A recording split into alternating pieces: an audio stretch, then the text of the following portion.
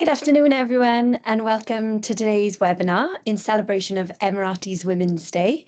Firstly, we want to say thank you so much for everyone that's attending today, and we really hope that you have had a wonderful Emirati Women's Day and that you've been honoured and felt appreciated by those around you today and every day, but especially today. So my name's Emma Owen, and on behalf of ATA and Aldar, I will be your host for today's session. Please note that at the end of today's session, we will share a QR code so that you can register your attendance and receive a certificate for your own professional development records. So before we kind of make a start into it, just a few things to share with you today. Again, thanks for joining us in the call. Just to make you aware that our session today doesn't have use of microphones and cameras, but we will have some other features that will be open as part of the session today, such as the chat, the React, and a Q&A function as well. So let me share the agenda for today with everyone. And this session is scheduled to take approximately 1 hour.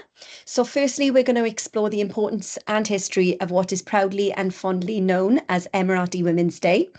We'll then share some key information about Sheikha Fatimah bint Mubarak, who is dearly known as Mother of the Nation. Her Highness is the spouse of the UAE founder, Sheikh Zayed bin Sultan Al Nahyan. May Allah bestow mercy upon him. And she is regarded as the pioneer of women's work in the UAE and is supporter of women's rights and advancements as well.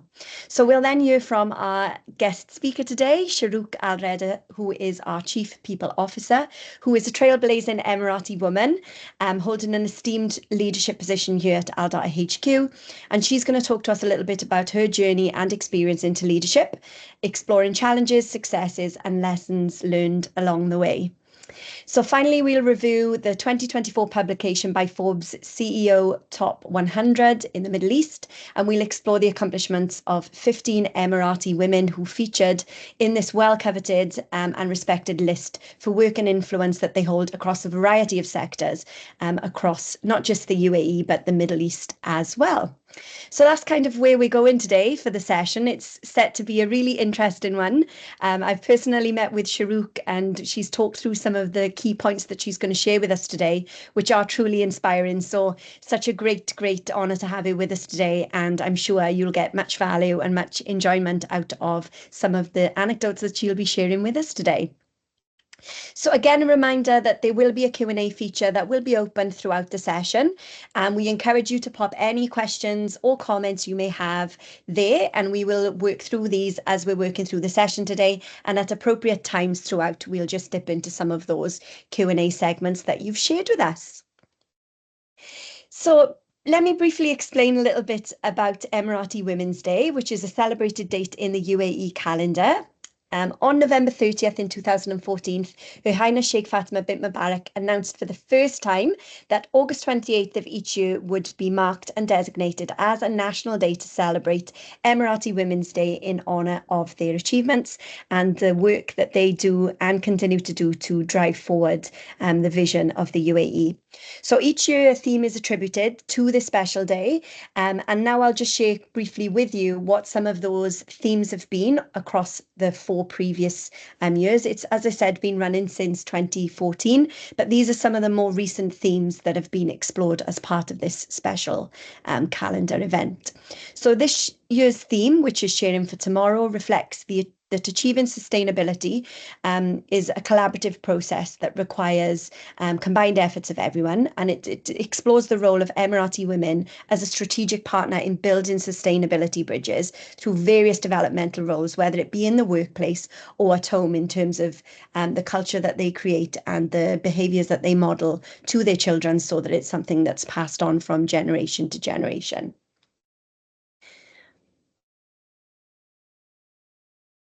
I'll just leave some of those themes up for you to peruse, just in case they're of interest to anyone, before I move us on to the next slide.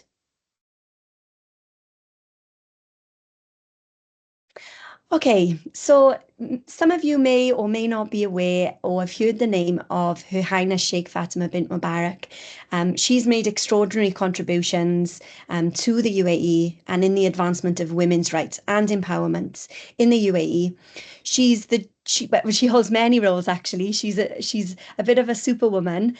She is the chairman of the General Women's Union, president of the Supreme Council for Motherhood and Childhood, and supreme chairwoman of the Family Development Foundation. And she has been instrumental in shaping policy and initiatives that significantly enhance the roles of women in society. So she's recognised as and fondly referred to, as Mother of the Nation, a title which was granted on March 21st, 2005. And she continues to inspire and lead efforts to promote gender equality, education, and workforce participation among Emirati women. So I'm just going to pause briefly for you to explore some of the information on the slide today, which shares some of the key contributions that she's made and her role in the advancement of women and what has now become an advanced nation, not just for Emirati women, but for women of all nationalities within the UAE, which is a pioneer actually in coming to balance out the gender inequality that has previously been something that's a global, not crisis, but a global agenda item that's looking to be kind of balanced. And I know that the UAE are very pioneering in the forefront of making those advancements and balancing those opportunities out for women. And I think some of the stats that we'll share with you later in today's session will signpost and highlight that within the UAE, but also specifically within Aldar Education.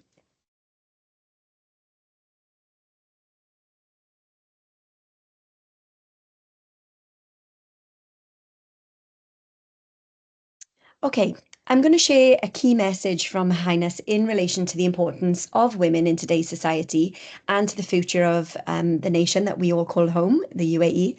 I know that Shorouk will pick up on this particular message that came from Her Highness in part of the kind of focus session that we'll do now with her as our esteemed guest. So while I'm kind of leaving you to marinate that, I'm going to just kind of move us forward now to our first guest speaker today. So I'm now going to introduce our esteemed guest, Shorouk Al Redha, who is our Chief People Officer at Aldar Education. So Shorouk, I know that, thank you so much, firstly, for joining us today. As an Emirati woman in an esteemed and influential leadership position, can you talk us through your journey and experience into leadership, exploring the challenges, successes, and lessons learned along the way? Thank you very much, Emma, for the lovely intro. And you spoke a little bit more highly of me than I would of myself, but thank you for that. And it's nice to see a nice turnout, 94 people and counting, which is great. Thank you, everyone. I know it's the start of school. People are busy. It's, but a great start of year for everybody. And welcome everyone who's just joined us from the summer holidays. I'd like to talk more about myself and my experience maybe as a UAE national, someone who's born and bred in the UAE, comes from a thorough UAE background and heritage. And what's it mean to be a national? Now, to be honest, we had a coffee morning today in office about Women's National Day, Emirati Women National Day. And I was a little embarrassed of myself because I spent the drive to office trying to Google as I sat in the back seat, Her Excellency Sheikha Fatimah bin Mubarak and who she is. I've heard of her, and I know a lot about these, associations that she's created throughout the years. The first one she created was 1976 when I was just a baby, and to me, all these women's groups were all about, you'd hear about chess competitions and basket weaving, and I didn't really know what they did. But if you look at her vision and what she says, and there's a quote there somewhere in your presentation, which I thought was just absolutely flabbergasting. She spoke about the future of women and how they will participate in the workforce and participate in education. Don't forget, this is a woman who was born in 1940 something. She's 79 years old. She's the age of my mother at the moment. Schools hadn't started for girls until she was about 20 years old. She was already married to His Highness Sheikh, the late Sheikh Zayed. She, by the way, is the mother of our current president, His Highness Sheikh Mohammed bin Zayed. So she didn't have the opportunity to go to school. The only opportunity she would have had is to, at best, go to what we call by Kutab, which is a Quranic school where children or girls would be sent to study with other girls with an older woman who would teach them how to read the Quran and read only. You're not allowed to write. In her time and the time of the mothers before that, they weren't allowed to write, or at least it wasn't seen as important. In fact, in my mother's generation, those who had the opportunity to actually study, the most they would, when schools did start, they would have been about 10, 11, 12. They would go up to like grade 4 or 5 and then get married, and then, time is over for them. There's no more time for them to go into any tertiary education. I'll give you a story of my grandmother, and I mentioned this today morning, and if you've heard it, I'm sorry. But my grandmother, oh, there's a photo there. By the way, this photo is of the first school in the UAE. That little girl there, I think, is my aunt. And by the way, all of them were in the same class. There was just one single class, one single teacher. 1953, the first school starts in Sharjah. In Abu Dhabi is 1960 something. So that's the first one. Now, Sharjah has always been at the forefront of education in the Emirates.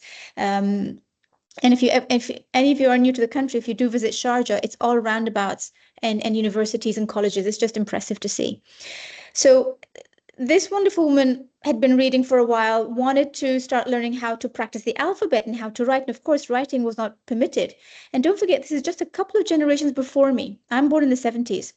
And after lunch, people lived in houses made of mud bricks, and they'd have the mud brick house that is used in the wintertime, where it's warmer, and they'll be more by the seaside or in the city. And then the straw hut house made of the palm tree leaves that would be in further out in the desert, and the oasis where you get better breeze. I still can't imagine how women really lived in the desert many, many years ago. I gave you the story, Emma, about how my mother at the age of 7 had to be trekked on a donkey by my grandfather, who, by the way, is the first UAE Emirati doctor. He was a personal physician for His Highness Sheikh Rashid of Dubai. And she was trekked on a donkey for 7 hours to Sharjah, where the British Air Force had a small infirmary. She had measles, and that was the nearest hospital she could go to. So women really struggled. And this is talking about the 40s, 50s, 60s, and well into the early 70s. So my grandmother tried to start writing. She picks up a piece of coal from lunch, because they're cooking these sort of stoves with coal. She picked up a cold one and decided to write the Arabic alphabet, on a piece of wood that she picked up in the kitchen. And her father finds her. She got a beating for it because it wasn't allowed. It wasn't culturally appropriate or proper, because by permitting women to start writing, you're permitting them to start communicating with potentially men outside the family, with people that weren't in the network or the confinement of the social network that you had to work within. But imagine the pace of change, and that's what astonishes me. From her to me, this is a woman who wasn't even allowed to write. Then her daughter gets to go to grade 5 and actually learn how to write, but just basic. You don't need the rest. You don't need to learn science and math. Just learn how to read and write your name, and that's as much literacy as you need. Then come to my generation. I'm in the 50s now, in my 50s, and I've got 2 degrees from Western universities. And you go to my daughter's generation, and it's much, much easier for them. So I always tell the younger generation, those born in the 80s, 90s onwards, you've had, I would call us trailblazers who've opened the road. And it didn't start with me. It started with Her Excellency Sheikha Fatimah bin Mubarak. She didn't get those opportunities, and yet she understood how important the role of women in the workforce is today, and in shaping society and in shaping families as well. I'll give you a couple of stats. So Abu Dhabi, for example, 40% of the workforce in Abu Dhabi is female. However, we're very fortunate in Aldar Education, we make up the majority. So in leadership alone, we make up 60%, 66% of all school leadership are females. 50+% in HQ are all females as well. Now, our FNC, our Federal National Council, is 53% females. Now, you give me another country, maybe there is, I don't know, that can boast such numbers in terms of female participation in the workforce. Now, and it's not just industry specific, so it's not just Aldar Education, because we're education, and yes, we have always been traditionally an attractive environment for females. It's healthcare and education. In the 70s, when women started working, this is where they gravitated to. But today we find women in aerospace science, in nuclear science, in STEM roles, in banking, and we have women who are producing, weapons, and they work in amazing infrastructure roles in the country. We have Olympic players. So Sheikha Fatimah herself has two large awards. One is for academic achievement of women, and one is in sport and athletics. And that's another huge advancement for us, which I think it's shaped the way we as families think. So let me tell you about my family. And my family in those days is very, very much reflective of everyone else, if not a little more progressive. So when I went to school, did my A levels, went to private school. Not many went to private schooling. So even until today, many nationals don't go into private schooling. Only 40% will go into private schooling. And I really wanted to study medicine in the UK. Why? Because I come from a family of doctors and I wanted to do medicine. That wasn't permitted. And I was told, no, you can't study abroad. None of the girls study abroad. And we had one university called Al Ain University, and that was a girls' university, and they did not have medicine. So I cried and pretended I was on strike and I wouldn't eat. I think I got it out of an Indian movie or something that, girls go on strike. And I pretended, I didn't know how else to convince my parents, and ordered, told the nanny to order shawarmas for me. So I didn't really starve, but they got word and said, okay, we'll let you go and study. But out of my graduating year, there were 20 girls, only 2 of them went to university. It was me and another girl who was also doing medicine. She went to the Royal College of Surgeons and I went to Warwick. So there's only 2 girls who actually went to university because it wasn't seen as necessary. Today, 95% of our females are going into tertiary education. 95% of our females. In fact, at times I struggle because I'm always hiring into graduate programs wherever I've worked. I can't find young boys. Emirati boys tend to gravitate now a lot more into either, sort of vocational roles, vocational colleges. They might go into the army, and you will find that tertiary education is loaded with female graduates. We have 15,000 graduates a year that come out of our colleges. These are UAE nationals. Don't forget, we're a minority. We're 1 million in total out of 9 or 10 million as a population. We're spot the national, basically, when you walk in the mall. It is easier in Abu Dhabi. I walk around Yas Mall and I can see many abayas and kandoras around, but when you go to other cities in Emirates, you really struggle to see UAE nationals. But that also reflects in the work environment. And I'll tell you a little bit about my work. Now, I am the product of quotas, and I'm very proud of that. Why? Because I would not have had an entryway into any job at the beginning in my entry level if we did not have quotas for Emiratization. And I know Emiratization is frowned upon. People, and until today, Emiratization rules have been there for about 30 years now. And there's huge stigma even until today. And I'm a chief people officer, and up to last week, I'm hearing such sentences told to me. UAE nationals are lazy. They don't speak English. They don't want to work long hours. They all want to become a mudir. They want, a big job straight away. Mudir is a manager. They just don't want to roll up their sleeves and work hard. They want big fat paychecks. None of them are true. They have plenty of options. They can get any job they want through Wasta. Not true at all. I didn't get a single job through Wasta.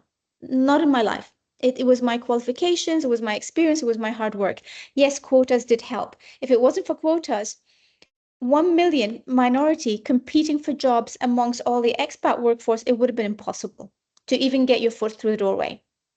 That's why I think at entry level, it makes a huge impact. I'm a big proponent of an advice, and I've advocated for it throughout with the FNC itself. I was part of the Banking Federation Union, which looked at policies for encouraging UAE nationals into the private workforce. Because don't forget, the private workforce is where the majority of jobs will be in the future. The government sector, it can't keep mushrooming and can't keep growing jobs for UAE nationals, which is where they mostly work. I want to keep some time for Q&As at the end, so I don't want to sort of hog the conversation. And please feel free to ask me any questions, anything you want to know a little bit more about my life, what it's like being a female, the workforce. I'll tell you a bit about work. So it is hard for a woman to be in the workforce. And I don't like gender specific conversations because I feel we're all human, we're all equal, and I focus more on diversity. And when I speak about diversity, it's never about gender. Diversity for me is everything. It's all diversity. It's not gender per se. But I can tell you this, and it's all down to how we are treated, and it's automatic human bias. It's not because it's purposely done by any organization or any individual. And I'll tell you a story. I sat down in executive committee one day, and there was a problem, a case that was going round across the table, and my male colleagues kept blaming each other, and each one blamed the other function. And my CEO sat there, and I was feeling sorry for him, and I thought, but the answer is very simple. The answer is this. And I said, I was brave enough, and I said, well, how about we try this? My CEO looked at me as I answered, and then just turned his face and continued the conversation as if I didn't even speak. And I thought, did I not say things properly? Was there something wrong with me? Was I not convincing? Did I not use the right language? Maybe my idea was stupid. Okay, so this whole imposter syndrome is imposed on us, and we berate ourselves more than we should actually, but it makes it so real when you're disregarded like that in a meeting. So the conversation went on, and then 10 minutes later, the head of finance says the same exact solution. And my CEO looks at him and says, yes, that's what we need to do. And I just thought, my God, didn't he just repeat what I said? Now, I disregarded that incident thinking it's just a fluke, that's not real. Maybe he didn't hear me, maybe my fault. That repeated again in another meeting, and this time I had my deputy with me, who was a male from South Africa. And a similar case happened, and I gave my recommendation to a particular topic. And again, my CEO just went on with the conversation, and the entire team went on the conversation. None of my colleagues picked up on what I said. And then another colleague repeated what I said in a different phrase. And suddenly everyone's agreeing. All the males around the table were agreeing. And it was so nice to look at my deputy who was next to me from South Africa. He turned to me and said, and he mimed, he says, didn't you just say that? And I thought, my God, somebody does, someone did hear me eventually. But I realize it's so easy for us as women to at times not be seen as credible enough. We even change the way we dress. I know automatically when I have a very, very, very important meeting and I'm facing, let's say, very aggressive men who might be, and by the way, if you're dealing with boards, if you're dealing with very senior individuals, there's a particular character that tends to become very successful in the corporate world. And it's a particular, if you do psychometrics, it's very well known, the type of behaviorals that we end up seeing further up an organization. And to cater for that, what I do is I dress differently. I'll put my makeup differently. My hair will be done differently. I'll wear my black, my gray, my white, my browns, my solid colors, nothing floral. Imagine me going with a pink floral dress into a board meeting. How do you think they'll take me seriously on that day? And that's a shame because I want to wear my floral dress. And I actually made it a point in my previous organization, which was an investment bank. Now, you can't be more gray suit than that kind of, DIC corporate environment. I made it a point to wear colors because I wanted to break that ceiling. I wanted to make sure that there wasn't an image that women had to dress to. Why should I? It's called the chameleon effect, by the way, the chameleon that changes colors. We dress how men dress because we think that's appropriate. We wear the suits that they wear.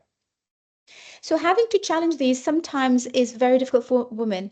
Not only that, I think sometimes putting your hand up to ask for, let's say, career development, to ask for the next role, it becomes very, very difficult for women and becomes even harder for UAE National because you don't have the role models around you.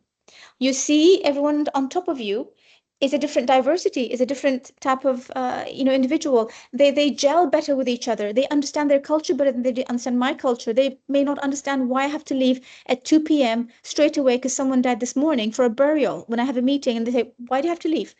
There's cultural nuances that maybe be missed with certain, if I had a boss who didn't understand that.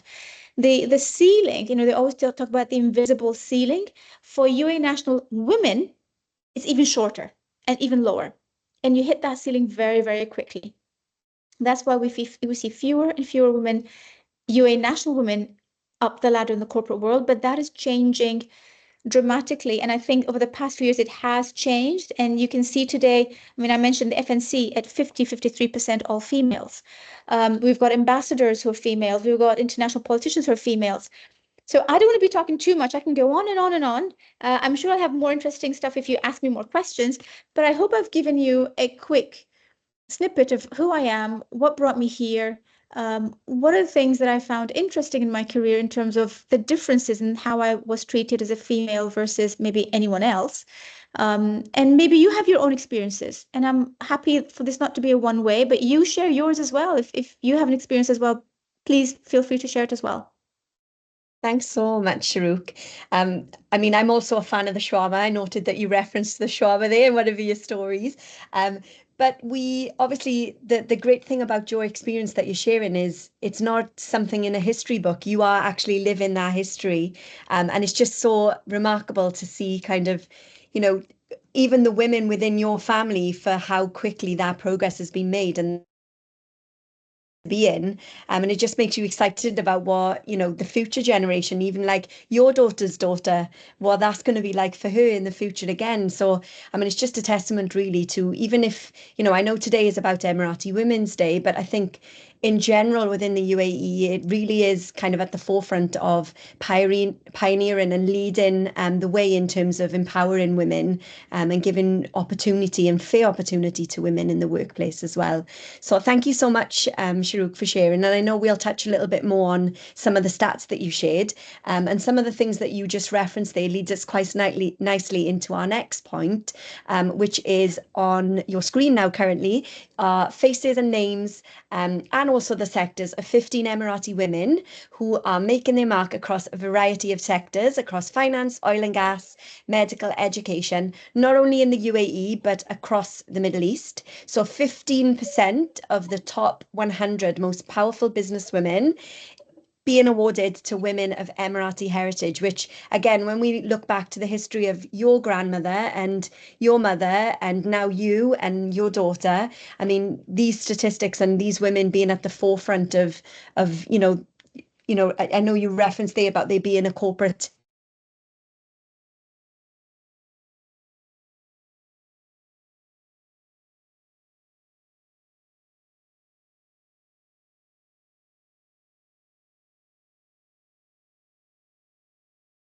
very, very exciting, very proud of these women who are trailblazers. So those are just on your screen now as a reference point for you to kind of see and relate to some of the history that Shorouk shared about her own family and the development of women within that. So And I if you think look at these another, ladies, if you look at them, yeah, they're across all industries, you know, genetic yeah, diseases, amazing. offshore oil, etc.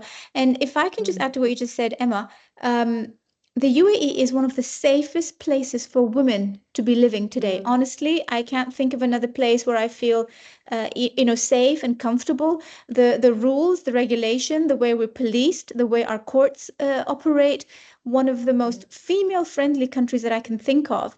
I hope none of us have to go through this, but if any of you are going through a divorce, you would know that our family courts are always on mm. the side of women, which doesn't happen often in other countries.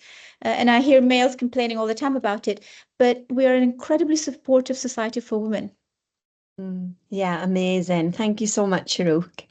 And so I'll just touch a little bit as well. Obviously, we've talked and Shorouk has touched a little bit, and I know she'll touch a little bit more in the next in focus question that we have for Shorouk. And we've touched a little bit about within Aldar Education, the roles attributed to women and leadership roles specifically. And obviously, we couldn't kind of go by the top 100 without referencing that we're really proud to have a strong, humble, and inspirational female CEO in Saha Cooper, who also featured in the Forbes Middle East 100 most powerful businesswomen for 2 consecutive years. So, you know, again, Alda is a good place, I think, in terms of the stats that HR have shared with us. And the stats that they've shared with us were relative to the latest drop of data, which was July 2024. So they're very up-to-date stats that we're about to share with you. So with that in mind, Shorouk, I'll move us on to the next point. So obviously we've seen that Emirati women are trailblazing, sorry, across the UAE and indeed across the Middle East as well. And as you've referenced, across a variety of sectors. Can you maybe talk to us a little bit about the representation of female leaders within Aldar Education?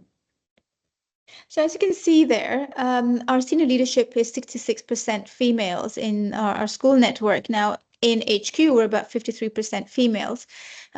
We do not have diversity quota. Wherever I've worked, I've had diversity quota, where we've struggled to get 15% female representation at times. In one of my organizations, I was incredibly lucky. Like the best I've had was 35% representation of females across the organization. Here we're much, much higher, which is amazing. It just means that the challenge for us next is not about numbers. It's not about how many people we have. It's about how are we inclusive? And what does inclusivity mean for us? And how do we make this a family-friendly and a female-friendly organization to work for? And how do we cater for women at various stages of life, whether they're young women who just come in from abroad and they're young and they're coming for a new experience, just graduated from university, coming to the first teaching role, into more mature sort of individuals who've gone on to get married, have children, struggling with, homework and nannies, etc., to sort of empty nesters and now sort of focus more on career growth, etc., to women health and women issues, women coming into office with who are struggling with menopause, who are getting hot flushes and sweating all day and having to stand for several hours a day in front of children, or menstrual cramps or whatever it is. How do we cater for women's needs that are very, very different from males? And sometimes we don't speak about them. We shy away from women issues, we shy away from women topics, because it's almost a taboo. It's not to be spoken about. This mainly because we work in traditionally male-dominated environments, but we've been programmed to know that this is not appropriate. Let's not talk about women issues, not here. That's for your personal thing to go deal with at home. You're here to work and get paid a paycheck at the end of it. Thanks, Shorouk. So I'm just going to kind of share some of the slide with some of the key stats, and I know that you were keen to reference some of these. So there's a lot of statistics there for you, but a lot of them are very positive statistics. I know we've got maybe a bit misleading with the red and the green, but they are generally really positive stats. And I know you've referenced many of them, Shorouk, as you've talked through two of the question prompts around the percentage of women who are now in literacy programs, the number of graduates that go on to go to university. I think you referenced to when you were, 2 out of 20 women that went on to do university, and now it's 94% move on to be graduates. So I know these are some of the stats. Were there any that you wanted to kind of pick out or home in on a little bit further? Let me have a look. These are very, very interesting data points here. I think literacy rate has been an amazing development in the UAE, and we've always focused, and we've always been quite high, by the way, compared to any of the developing world. And we're not emerging market, well, we're emerging market now, but we've always been ahead of all other countries in terms of literacy rates. And don't forget, we're a very, very, very young country. And for us to achieve this in record time and in just a handful, a few generations, honestly, it's just from, from the 70s until today, is a huge achievement. And imagine the cultural change, not for the expats coming in and not for my children. My children grew up thinking that Yas Mall is Abu Dhabi, DIFC is Dubai. That's not how it was. Not for my generation, not for my mom's generation. And the cultural change that we've had to go through in just a very short period of time is really impressive, and tells me about the resilience of the people themselves. It tells me about the Emirati women who are able to cope with the change, who are able to be very accepting. And I think, acceptance is a large part of our culture as well. How we're very accepting of change, very able to deal with change, and very welcoming of change as well. Yeah, amazing. And I think I know that you've touched on a lot of these stats. You've kind of weaved them into some of the stories that you've shared with us today, which is just remarkable. I think one of the things that really stands out to me is that 90% completed primary education, which, I mean, that's just amazing that balance has come to be in, right? 66% of countries have now achieved, are working towards achieving that gender parity in terms of education. And also that statistic there, around 30% of women being in leadership roles of 66% in the public sector. And obviously, if we relate that back to the stats that you shared with us about 53% at HQ level and 66% at school-based leadership levels, I think it's really positive that in some instances we've doubled that statistic that's more generally related in terms of UAE gender balance from the Gender Council in 2023. So I think, really promising statistics there that we can compare to what we're experiencing within the culture of our own company. And obviously you head up the people and culture team. So I think that's a testament to you and your team that that's something that we can be really proud of. So thank you so much, Shorouk. Really, really appreciate. And I know we've had one or two comments in the comment section. So I'll maybe just share that with you, Shorouk. You may want to kind of respond to that. We've had someone share here that they're happy to hear about your family and they're proud of what you have achieved today. I'm so proud of the progress the UAE has made in empowering Emirati women who have played a pivotal role in all sectors. No, thank you. So Thank you for that. We have 118 people, have 112 now. I'd love to hear your questions. So please, I'm sure some of you might have a comment, a query, anything you'd like to know. I'd be more than happy. Be brave. Type in a question there. Make it more exciting for me. Maybe people are feeling a little bit shy. Ask anything that comes to your mind. Anything about culture that you might want to know from me, anything about, female roles, female development. It doesn't have to be about UAE nationals in specific. On UAE nationals, by the way, I would really like to look at enhancing or increasing the number of Emirati teachers in our schools. That would be an amazing thing to do. I walked around a couple of schools when I first joined, and I didn't see many. And I know that education is a sector that they do enjoy being in, and traditionally have always gravitated to. So it'll be nice, and it'll be really interesting to see if, along with ATA, and Emma, Maria and Emma and the team, etc., if they can help me in seeing how we can develop a program to increase the number of teaching roles that Emiratis can come into. You've all heard about the Emiratization rates and quotas that we have in our schools, but what we've done with those is if we've loaded many of those roles in front of house, in teacher assisting roles, but we didn't really focus on teaching roles themselves. And I think there's an opportunity there as well. I see, so there's a question, there's a hand up there from Maria. Am I frozen, Emma? Can you hear me, Shorouk? I can hear you now, yeah. Yeah, perfect.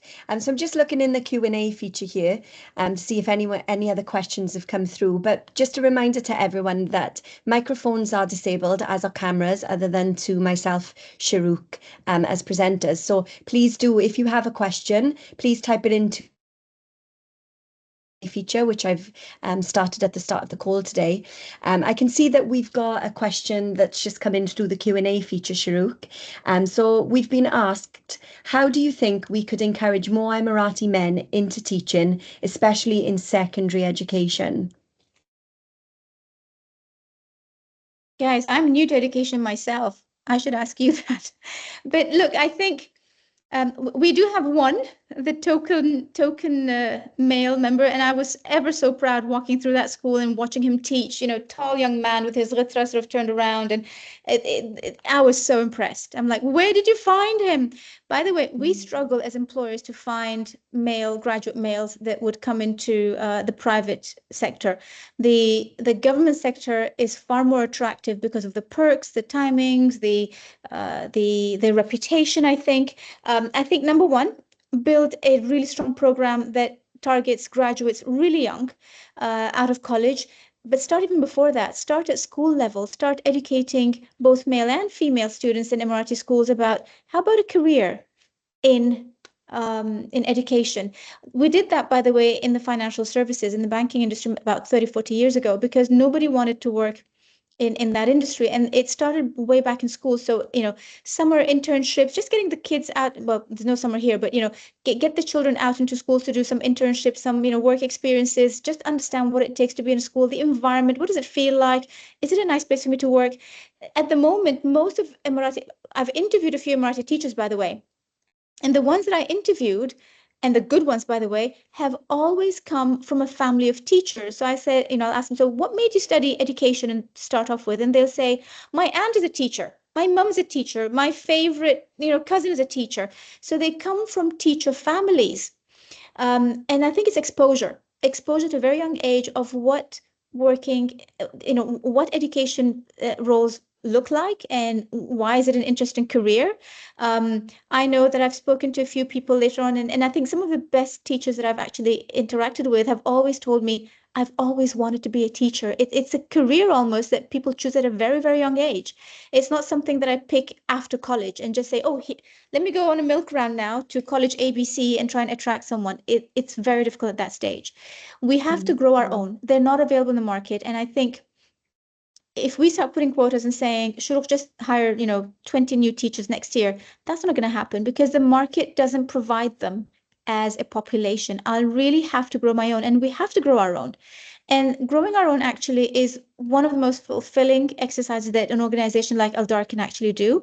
I'd like to focus on females, but also males. I think they have a very, very large role to play in terms of being role models.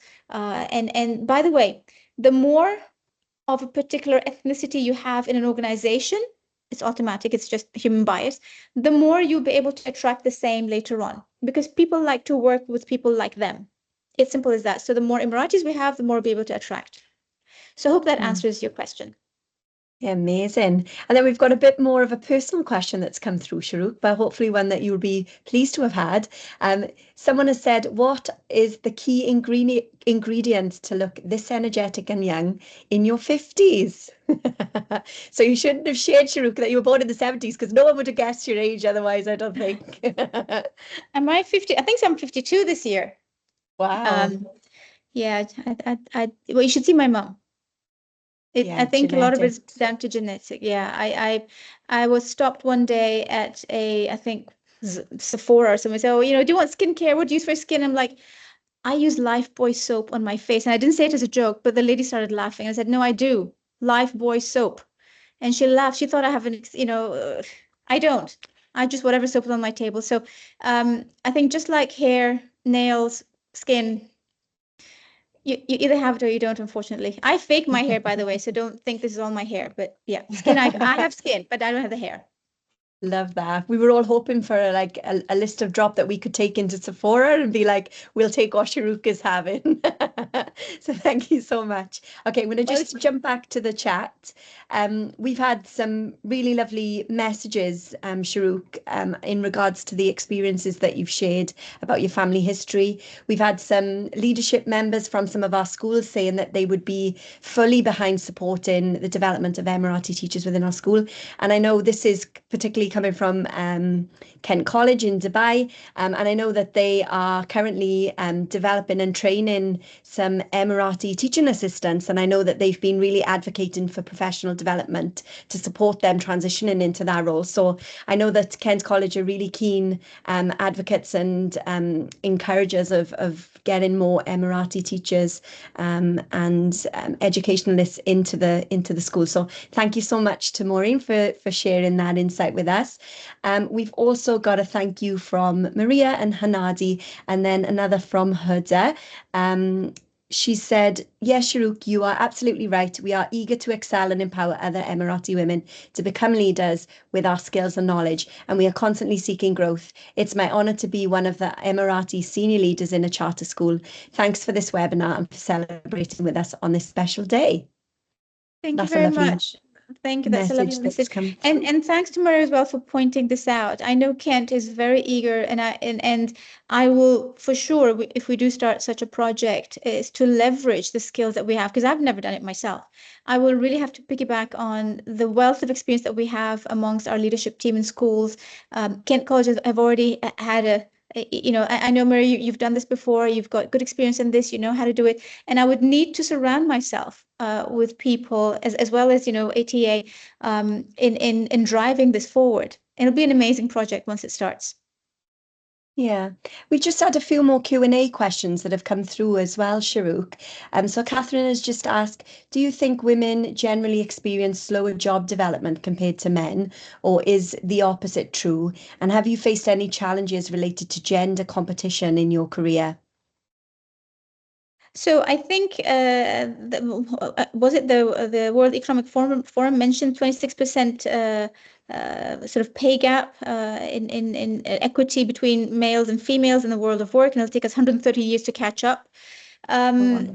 that's probably not reflective of the UAE because of our gender diversity. However, the answer is yes. Why is the answer yes? Um, it's automatic psychological human bias. It has nothing to do with a boss preferring males or females or anything like that. We tend to promote those who we think have similar values to us, who look like us, who it's just normal. Women also disadvantage themselves. They would look at a JD and immediately say, that's not for me. And we write in my previous job, actually, what I did is I desensitized job adverts, and I we have an AI that rewords them for us, taking out any anti-female wording. So, for example, if you write something like the candidate needs to be resilient, burn the midnight oil, work hard. Not saying that women don't work hard or not willing to show resilience, etc., but these are predominantly or typically male descriptive vocabulary that put women off. And they actually did research looking at job adverts, and they used language that was sensitized for females and one that wasn't. And they found that more females applied to the sensitized adverts than not. Then I made sure that I always had equal female participation in any evaluation panel and any committee that did evaluations for promotions or development or even hiring. Now, plus I worked in quota environments, which really helped. Here we don't have quotas because it may not be necessary. Now, do women disadvantage themselves? I think they do. If you look at the next job up and you think, okay, I think I'm ready for the next move. And we always tell ourselves why we don't have what it takes. We always try and be 120%, fitting for that job role specifications before we even try to apply. And males tend to be a lot more, and this has been proven by research, by the way, males tend to be more confident in that sense and say, the job, they might be just 80% ready for the job and they just go ahead and apply. And I find that internal applications, by the way, for every job that I advertise, the majority of the applicants, not here again, would be males. Why? Because they have less of I think, fear factor to apply and fail compared to women. I think the pressure on us also not to fail is another reason why we tend not to put our hands up for the next level up in the next job. And that's why I think it's a role for us as leadership. It's the role for your own manager to have that discussion with you to make sure that we decipher the next job and decipher your career moves and the career roles and make it much easier and less scary, honestly, because we all deserve that next level up. We all deserve to look at career development and progression and to have those discussions at least once a year with our managers. Thanks, Shorouk. So we've had one or two more questions through via the Q&A feature today. So one of the questions is, what is your message to the new Emirati generation? I'm jealous of you is my number one message. You are incredibly fortunate. I wish I had half of what you had at my time, and make the most of what you're given. You're looking at leadership. You're looking at Her Excellency Sheikha Fatimah, who didn't have these opportunities, and look how she's paved the way for you. What you're seeing the work of all these women before you. You're looking at the work of women who've been trekked on donkeys for 7 hours to get healthcare, and you have the best healthcare, provided to you today, the best of education, the best of facilities, infrastructure, role equities. We're pushing women. We're celebrating women. We're removing biases. We're removing obstacles. We're allowing you to speak up when there is an obstacle and say, I don't accept this. This is inappropriate for me. And I think this is your turn now to start. What I want next from you and your generation is to really focus on inclusion. How do you include the needs of women in the workforce in the future? And how do you speak up about them more often? Now, we've come a long way in terms of policies and roles and numbers and quotas. I think the next level is really about, absolute inclusivity and inclusion and really listening to women's need and differentiating. We should all have equal parts, but it doesn't mean that I have to work like a male, because what they contribute to the workforce is different to what I bring to the table as a female. And we need to recognize that difference. Now, that is quite subtle. And it only, I think only mature organizations can reach that level of discussions, but there's no reason why we can't put that even in open forums, at the political level. Your voice is heard as Emirati women. The FNC goes through elections for some of their members. Select those that will speak up for you, and you do have a role there. Thanks, Shorouk. And we've got just one more question from the Q&A, if that's okay with you. So Mariam has just shared, would you say that there is a difference between international and local companies on the way they approach women in the workplace? And she's kind of just shared in terms of her own experience that she feels that she's had to do more to make up for the fact that she's a woman. International versus local. I'll speak about government. I've never worked in government entities, and I don't want to generalize, but I can tell you about my experience in the private workforce. The private workforce, or private sector, tends to be, well, I think far more commercially driven. And with commercially driven means there's very little forgiveness for what they would deem as lack of performance. It's not lack of performance, it's just a different way of performing. It's a different way of working. So my boss put an offsite, a 6-day offsite, to develop strategy on GCSE exam days. So I went to him and I said, this is my first child going through GCSEs. It's during exam week. Can we please move it? And he looked at me and says, don't you have anyone else to help you at home with that? And I was shocked, because this is a man who, he's an expat, running a multinational organization in the private sector. His wife probably does that for him at home, but didn't recognize that I'm a female. I'm the mother at home. And they just forget. They deal with you as another male, as another colleague, and they forget that you do have the role female at home.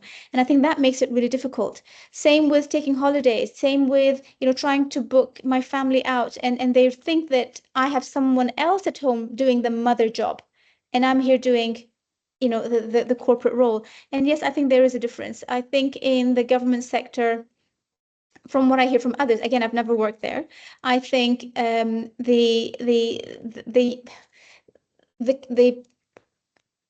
the people there, and I think the employees being majority nationals, that do understand the cultural nuances. So for example, I gave the example of me running to my boss because my uncle died one year, and I said, look, I have to run to the cemetery. I have to go for home first change, wear my black, and then go to the cemetery. And he looked at me and says, he didn't believe me, because he said, when did your uncle die? And I said, this morning. He said, why would you bury him at 4 p.m.? I'm like, we have to before the next prayer, before the Maghrib prayer calls, because we bury our dead in the same day. And they don't understand our culture. And when they don't understand your culture, you do face these difficulties. They may not understand why, you need that time off to spend with your children, or you need that time off to go shopping on Eid Eve because of your children. You need to buy them new Eid clothes, the religious events, I've had to go home in the private sector, 20 minutes post, iftar time. And I've actually ordered McDonald's one day for my family because I wasn't home to tell them. I didn't have time to tell the nanny what to cook or tell the maid what to cook. They wouldn't recognize that. A meeting is a meeting, and delivery is delivery, especially if you're in an aggressive commercial environment. They underestimate the role of you as a female. I've had women go through fertility treatment and really struggle year on year on year and spend hundreds of thousands because simply their boss wouldn't understand the stress of work and how that affects all those cycles that she's having to go through and all those miscarriages, and why we were actually culpable in that level of stress that she was going through. And by just maybe tweaking workload, changing things very slightly, could make her life much easier. Women dealing with children who might be, neurodivergent, or children on the spectrum, children who are ill or unwell. What are we doing to truly cater for all these type of women that work for us? Now, teaching is incredibly difficult. Hats off to every single one of you here, ladies. Honestly, as teachers, I don't know how you do it. I honestly don't know. I think someone like me in an office job has so much more luxury and flexibility. honestly, hats off to every single one of you. And I think your role is even harder to provide that flexibility into. But I'm sure there's things that we can all do in terms of providing better family-friendly environments for women. Thanks, Shorouk. Thank you so much. I think that comes to the end of the Q&A that we've received within the chat and also the Q&A feature of the call today. So with that in mind, we'd just like to kind of wrap up the end of the webinar, and we'd like to take the time to thank you all for taking time out of your day and but also ideas and suggestions on how this topic might be propelled further for future Women in Leadership webinars that we look to run across the company. We will also use the feedback that you've provided, or this where you've scanned the QR code, to provide you with a certificate which can be logged towards 1 hour of PD engagement for your personal or professional records. And finally, before we go, we would like to take the opportunity to thank today's guest speaker, Shorouk, for joining us and for your passion and enthusiasm around the topic, but also for sharing such personal stories about your family, about your previous experiences in the workplace. I think it's, really wonderful to see that, a woman of such a highly esteemed leadership position within Aldar, but also being an Emirati trailblazer as well. It's really important for others, I think, to hear your story and the advancement of women and their opportunities within the UAE as well. So thank you so much, Shorouk. And we hope that everyone will have a wonderful evening. And Shorouk, I didn't know if you wanted to share a little final kind of exit message with everyone in the call today. Well, thank you very much, everybody. I'd love to hear back from you, by the way. Is there a feedback mechanism in this scanning barcode thing? Yes, so as part of the scan and the QR code today, there is a segment where people can share their feedback or ideas or topics or discussion points that they would like us to explore, maybe in a further webinar as well. So we can review some of that content following the webinar today. And please tell us what you like, you didn't like, do you want us to focus on something else? Let us know. I won't be hurt if you told me, Shorouk, you were absolutely horrible. I didn't like your presentation. Whatever you want to say, please go ahead. I think it's all about getting us together. The more we communicate, the nicer it is for everybody. Thank you so much. So I'll just remain in the call for a few minutes to give anyone a chance that might need it to scan that QR code and log that form for feedback, but also attendance. And if there are any other further questions, as we said, pop them in the chat and we will build them into a future session as we will be looking to explore this topic further. So thank you so much, everyone. Have a wonderful evening. And again, happy Emirati Women's Day to you all. Thank you very much. Thank you, everyone. Take care. Bye-bye. Bye.